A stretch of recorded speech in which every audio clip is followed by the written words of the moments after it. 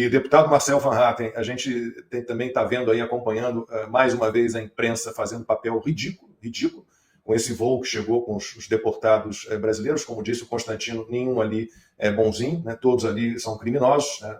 Os que têm crimes menores foi uma tentativa de entrada ilegal nos Estados Unidos, mas tem gente condenada por outros crimes. Tem como é o nome do sujeito, meu Deus, que até Metrópolis, passageiro do primeiro voo de deportados da era Trump. Morei lá há 35 anos, né? E o sujeito, Simval de Oliveira, ele foi condenado a 5 anos de prisão federal, assumindo-se culpado, inclusive, em 2022, por lavagem de dinheiro, 5 milhões de dólares de lavagem de dinheiro.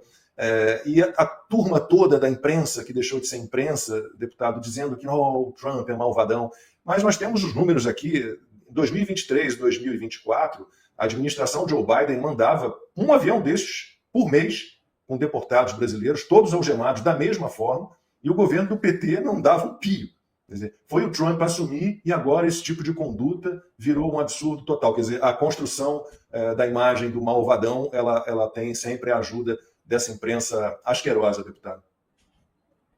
Sem dúvida, Lacombe. Eu acho que as tuas relações a partir dessa situação que nós estamos vivenciando agora. A primeira é que o Trump veio realmente para cumprir aquilo que prometeu. Né? Acho que o Constantino foi muito feliz quando ele disse que é diferente da vez passada, e ele está aí, não que na vez passada não tivesse implementado muitas coisas que tinha prometido, mas ele não está dando muita bola mais para esse tipo de hipocrisia, demagogia, e a segunda coisa que se percebe é justamente essa hipocrisia, essa demagogia da esquerda, dos presidentes de esquerda, como são o caso do Petro na Colômbia e do Lula no Brasil. E o Lula deve receber uma resposta em breve, porque o Itamaraty mandou também uma cartinha para os Estados Unidos pedindo informações, né, sobre essa chegada. Nunca se preocuparam antes, por isso a hipocrisia, né? Nunca demonstraram o tipo de revolta que agora estão demonstrando, mas não é porque tem empatia com as pessoas que são algemadas. Muito antes, pelo contrário, não teriam empatia por aqueles que estão presos injustamente, desde o 8 de janeiro, por exemplo, estão usando tornozeleiras eletrônicas. A Débora, né, dos Santos, que a gente sempre cita, aquela mãe, né, de 2 crianças que passou batom, escreveu com batom, perdeu o mané na estátua do STF, fez algo errado, é verdade, mas no dia seguinte aquilo estava limpo, mas ela está até hoje sem poder ver os seus filhos. Então isso é maldade, com isso o PT não se importa, muito antes pelo contrário, né? O PT, na verdade, promove essa injustiça contra as pessoas com as quais o PT não concorda, e criminosos que chegaram no Brasil. Você citou bem um dos casos, né? Eu estava justamente procurando também aqui o nome do Simval de Oliveira, né? Um dos casos, e todos os demais têm alguma coisa, porque senão não estariam sendo deportados dos Estados Unidos. Um dos casos é de um condenado por estelionato pela justiça americana. Então, é um momento de muita tensão. Acabei de olhar, antes de entrar aqui na live, dois dos principais jornais da Colômbia, o El Tiempo e o El Espectador. São jornais, assim, ainda desde o século XIX, né? São jornais mais antigos da Colômbia, e ambos tratando com extrema preocupação dessa situação criada entre a Colômbia e os Estados Unidos por uma irresponsabilidade do presidente Petro. Porque, veja bem, segundo o que disse Marco Rubio, ele tinha sido informado antes do avião decolar. E quando o avião já estava no ar, decidiu mudar de ideia e negar pouso para o avião na Colômbia.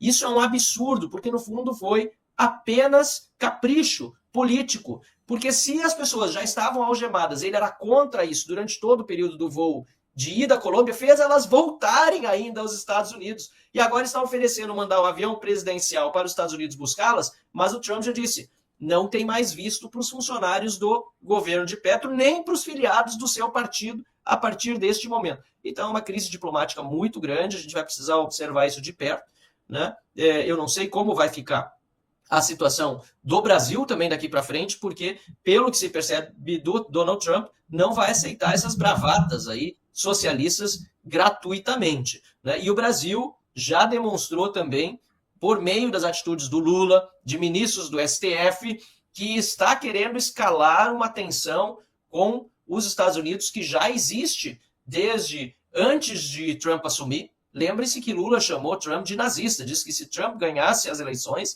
haveria a volta do nazismo à administração americana. Um absurdo, e ele nunca se desculpou por isso. E também sabemos que há problemas já identificados pelos congressistas americanos no território dos Estados Unidos, com agentes americanos que fraudaram, por exemplo, a entrada de Felipe Martins. Isso para não falar de outros casos grotescos, inclusive eu do próprio Rodrigo Constantino, né, que está aí sem passaporte. Tem toda a minha solidariedade, aliás, Rodrigo, desde o primeiro momento, mandei mensagem e estou junto nessa corrente contigo, e é um absurdo o que as autoridades brasileiras estão fazendo contigo e com todos os demais perseguidos políticos hoje no Brasil. Você numa situação ainda mais delicada, né, combatendo um câncer, e as autoridades brasileiras a não demonstrar nenhum tipo de empatia. E aí com criminosos, com imigrantes ilegais, com aqueles que não estão respeitando as leis do país, os Estados Unidos, ao qual decidiram emigrar. Esses têm toda a solidariedade do governo brasileiro.